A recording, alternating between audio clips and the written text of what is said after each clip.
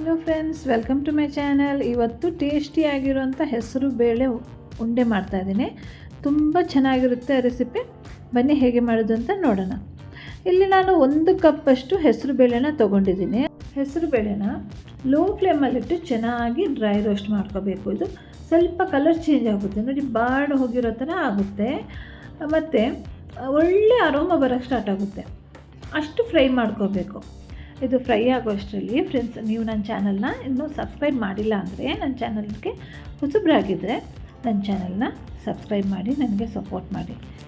ಮತ್ತು ಪಕ್ಕದಲ್ಲಿ bell icon ಇರುತ್ತಲ್ಲ, ಅದನ್ನು ಕೂಡ ಪ್ರೆಸ್ ಮಾಡಿ ತಪ್ಪದೆ ಆಲ್ಗೆ ಕ್ಲಿಕ್ ಮಾಡಿ. ನೋಡಿ, ಇಲ್ಲಿ ಬೇಳೆ ಚೆನ್ನಾಗಿ ಫ್ರೈ ಆಗಿದೆ ನೋಡಿ, ಕಲರ್ ಸ್ವಲ್ಪ ಚೇಂಜ್ ಆಗಿದೆ, ಒಳ್ಳೆ ಅರೋಮ ಬರ್ತಾಯಿದೆ. ಅದನ್ನು ತೆಗೆದಿದ್ದೀನಿ. ಈಗ 1-2 ಟೀ ಸ್ಪೂನಷ್ಟು ಇದು ಗಸಗಸೆ ಬರುತ್ತಲ್ಲ, ಅದನ್ನು ಹಾಕೋತಾ ಇದ್ದೀನಿ. ಇದನ್ನು ಒಂದು ಒಳ್ಳೆ ಟೇಸ್ಟ್ ಕೊಡುತ್ತೆ ಮತ್ತು ಇದು ಹೆಲ್ದಿ ಗಸಗಸೆ. ಇದನ್ನು ಕೂಡ ಸ್ವಲ್ಪ ಇಲ್ಲಿ ಗ್ಯಾಸ್ ಫ್ಲೇಮ್ ಆಫ್ ಮಾಡಿದ್ದೀನಿ. ಈ ಬಾಣಲಿ ಬಿಸಿ ಇರುತ್ತಲ್ಲ, ಅದೇ ಬಿಸಿಯಲ್ಲಿ ಗಸಗಸೆನ ಫ್ರೈ ಮಾಡ್ಕೊಂಡಿದ್ದೀನಿ. ಈಗ ನೋಡಿ, ಗಸಗಸೆ ಎಲ್ಲ ಫ್ರೈ ಮಾಡಿ ಇಟ್ಟಾಯ್ತಲ್ಲ. ಈಗ ನೋಡಿ, ಹೆಸರು ಬೇಳೆನ ಫ್ರೈ ಮಾಡಿ ಇಟ್ಕೊಂಡಿದ್ನಲ್ಲ, ಅದನ್ನು ತಣ್ಣಗಾದ್ಮೇಲೆ ಮಿಕ್ಸಿ ಜಾರಲ್ಲಿ ಹಾಕಿ ಫೈನ್ ಪೌಡ್ರ್ ಮಾಡ್ಕೊಂಡಿದ್ದೀನಿ. ಇದು ತುಂಬಾ ಈಸಿಯಾಗಿ ಬೇಗನೆ ರೆಡಿ ಆಗುವಂಥ ರೆಸಿಪಿ. ಜಾಸ್ತಿ ಏನೂ ಕೆಲಸ ಇಲ್ಲ. ನೋಡಿ, ಇಲ್ಲಿ ತುರಿದಿರೋ ಅಂಥ ಕೊಬ್ಬರಿನ ಹಾಕೋತಾ ಇದ್ದೀನಿ. ಇಲ್ಲಿ 1 ಕಪ್ಪಷ್ಟು ಮಾತ್ರ ನಾನು ಬೇಳೆ ತೊಗೊಂಡಿರೋದಲ್ಲ, ಅದಕ್ಕೆ 1/4 ಕಪ್ಪಷ್ಟು ತುರಿದ ಕೊಬ್ಬರಿ ಹಾಕೋತಾ ಇದ್ದೀನಿ. ಮತ್ತು ಸ್ವಲ್ಪ ಡ್ರೈ ಫ್ರೂಟ್ಸ್ ಯಾವುದು ಬೇಕಾದರೂ ಹಾಕೋಬೋದು, ನಿಮಗೆ ಯಾವುದು ಇಷ್ಟ ಅದನ್ನು ಹಾಕೋಬೋದು. ನಂತರ ಇದಕ್ಕೆ 1/4 ಕಪ್ಪಷ್ಟು ಸಕ್ಕರೆನ ಪುಡಿ ಮಾಡಿ ಹಾಕೋತಾ ಇದ್ದೀನಿ. ಜಾಸ್ತಿ ಇದು ಸ್ವೀಟ್ ಬೇಕು ಅಂದರೆ ಜಾಸ್ತಿ ಸಕ್ಕರೆ ಹಾಕೋಬೋದು, ಆದರೆ ಇಷ್ಟು ಕರೆಕ್ಟಾಗಿರುತ್ತೆ ಸಕ್ಕರೆ.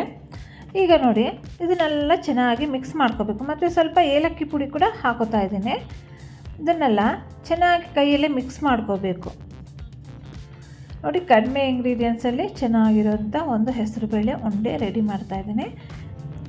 ತುಂಬಾ ಟೇಸ್ಟಿ ಆಗುತ್ತೆ. ಒಂದು ಸಲ ಟ್ರೈ ಮಾಡಿ ನೋಡಿ. ಹೆಸರುಬೇಳೆ ಎಲ್ಲ ಚೆನ್ನಾಗಿರುತ್ತೆ. ಒಂದು ಟೇಸ್ಟ್, ಹೆಸರುಬೇಳೆ ಟೇಸ್ಟ್ ಚೆಂದ ಅಲ್ವಾ, ಚೆನ್ನಾಗಿರುತ್ತೆ. ಈ ಥರ ಉಂಡೆ ಮಾಡಿ ಅಂತ ತಿಂದರೆ ಕೇಳಲೇಬೇಡಿ, ಅಷ್ಟು ಚೆನ್ನಾಗಿರುತ್ತೆ. ಈಗ ನೋಡಿ, ಇದನ್ನು ಕೈಯಲ್ಲೇ ಮಿಕ್ಸ್ ಮಾಡ್ಕೊತಾ ಇದ್ದೀನಿ. ಬಿಸಿ ಏನಿಲ್ಲ, ಜಾಸ್ತಿ ಬಿಸಿ ಇಲ್ಲ. ಇಲ್ಲಿ ಏನು ಗೊತ್ತಾ, ನಾವು ಬೇಳೆ ಏನು ಫ್ರೈ ಮಾಡ್ಕೊಂಡಿದ್ದೀವಲ್ಲ, ಅದು ಸ್ವಲ್ಪ ವಾಮ್ ಆಗಿರಬೇಕು. ಪುಡಿ ಮಾಡಿ ಇದು ಹಾಕೋತೀವ, ಸಕ್ಕರೆ ಎಲ್ಲ ಅದನ್ನು ಹಾಕ್ಕೊಂಡ್ರೆ ವಾಮ್ ಆಗಿರುತ್ತಲ್ಲ, ಸಕ್ಕರೆ ಎಲ್ಲ ಮೆಲ್ಟಾಗಿ ಚೆನ್ನಾಗಿ ಉಂಡೆ ಕಟ್ಟೋಕ್ಕೆ ಬರುತ್ತೆ.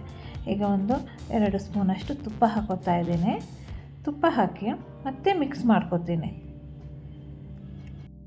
ಇಲ್ಲಿ ನಾನು ಯಾವುದ್ಯಾವುದೋ ಇಂಗ್ರೀಡಿಯೆಂಟ್ಸ್ ಎಲ್ಲ ಯೂಸ್ ಮಾಡಿದ್ದೀನಿ ಅಂತ ಡಿಸ್ಕ್ರಿಪ್ಷನಲ್ಲಿ ಕೊಟ್ಟಿರ್ತೀನಿ, ಬೇಕಾದರೆ ಚೆಕ್ ಮಾಡ್ಕೊಳ್ಳಿ.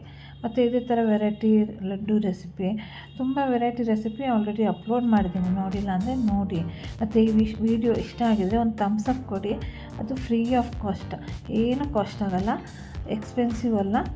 ಜಸ್ಟ್ ಒಂದು ಲೈಕ್ ಬಟನ್ ಪ್ರೆಸ್ ಮಾಡಿದ್ರೆ ಸಾಕಾಗುತ್ತೆ, ನಮಗೆ ತುಂಬ ಹೆಲ್ಪ್ ಆಗುತ್ತೆ ಅದು.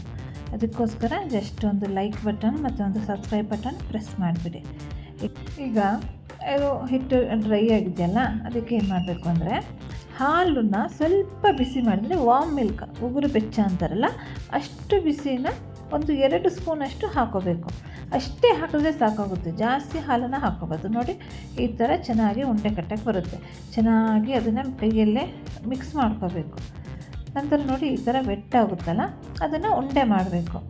ಇಷ್ಟೇ ರೆಸಿಪಿ ನೋಡಿ, ಎಷ್ಟು ಈಸಿಯಾಗಿ ಮಾಡ್ಕೋಬೋದು ಉಂಡೆ. ನಾನು ಇಮಿಡಿಯೇಟಾಗಿ ಒಂದು ಸ್ವೀಟ್ ತಿನ್ನಬೇಕು ಅಂದರೆ ಈ ಥರ ಮಾಡಿ ತಿನ್ಬೋದು. ನೋಡಿ, ಎಷ್ಟು ಚೆನ್ನಾಗಿ ಉಂಡೆ ಕಟ್ಟೋಕ್ಕೆ ಬರುತ್ತೆ ಅಂತ. ಈಗ ಕೈಯಲ್ಲೆಲ್ಲ ಉಂಡೆ ಮಿಕ್ಸ್ಚರೆಲ್ಲ ಕೈಯಲ್ಲಿ ಆಗಿದೆಯಲ್ಲ, ಈಗ ಅದನ್ನೆಲ್ಲ ವಾಶ್ ಮಾಡಿ ಕೈಯನ್ನು ಸ್ವಲ್ಪ ನೀರಲ್ಲಿ ಹತ್ಕೋಬೇಕು. ಅದೇ ಕೈಯಲ್ಲಿ ನೋಡಿ, ಈ ಥರ ವೆಟ್ ಮಾಡ್ಕೋಬೇಕು. ವೆಟ್ ಮಾಡಿ ಚೆನ್ನಾಗಿ ಉಂಡೆ ಕಟ್ಟಕ್ಕೆ ಬರುತ್ತೆ. ನೋಡಿ, ಎಷ್ಟು ಚೆನ್ನಾಗಿ ಬರುತ್ತೆ ಉಂಡೆ ಮಾಡೋಕ್ಕೆ. ತಿನ್ನೋಕ್ಕೂ ಕೂಡ ಚೆನ್ನಾಗಿರುತ್ತೆ. ಹೆಸರು ಬೇಳೆನ ಫ್ರೈ ಮಾಡಿರೋದ್ರಿಂದ ಒಳ್ಳೆ ಅರೋಮ ಬರುತ್ತೆ, ತುಂಬ ಚೆನ್ನಾಗಿ ಅನಿಸುತ್ತೆ. ಯಾವ ಸೈಜಲ್ಲಿ ಬೇಕಾದರೂ ಉಂಡೆ ಮಾಡ್ಕೋಬೋದು. ನಾನಿಲ್ಲಿ ಸ್ವಲ್ಪ ಸ್ಮಾಲ್ ಸೈಜಲ್ಲಿ ಮಾಡ್ಕೊತಾ ಇದ್ದೇನೆ. ತುಂಬಾ ಟೇಸ್ಟಿಯಾಗುವಂಥ ರೆಸಿಪಿ.